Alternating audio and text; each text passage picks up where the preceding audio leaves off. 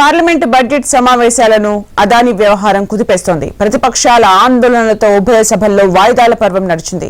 Adani company ఇష్యూపై చర్చించాలని విపక్షాలు పట్టుబట్టాయి. చర్చ జరగకుండానే ఉభయ సభలు ఇవాళ్టికి వాయిదా పడ్డాయి. పార్లమెంటు ఉభయ సభల్లో మళ్లీ సేమ్ సీన్ రిపీట్ అయింది. బడ్జెట్ సమావేశాల్లో 5వ రోజు కూడా అదానీ ఇష్యూపై ఉభయ సభలు దద్దరిల్లాయి. హిండెన్బర్గ్ సంస్థ నివేదిక, అదానీ కంపెనీల షేర్ల భారీ పతనం అంశాలపై చర్చ జరపాల్సిందేనని విపక్షాలు పట్టుబట్టాయి.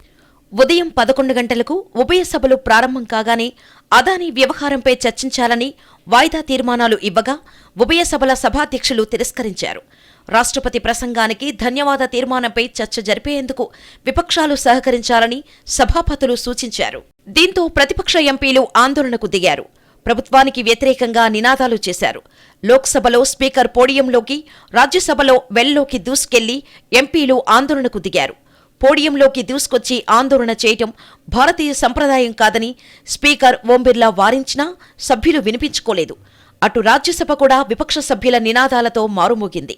ఈ క్రమంలో పార్లమెంటు ఉభయ సభలు మధ్యాహ్నం 2 గంటల వరకు వాయిదా పడ్డాయి. ఆ తర్వాత ఉభయ సభలు తిరిగి ప్రారంభమైనప్పటికీ పరిస్థితుల్లో ఎలాంటి మార్పు రాలేదు. వాయిదా తీర్మానాలపై చర్చ జరపాల్సిందేనని విపక్షాలు ముక్తకంఠంతో డిమాండ్ చేశాయి.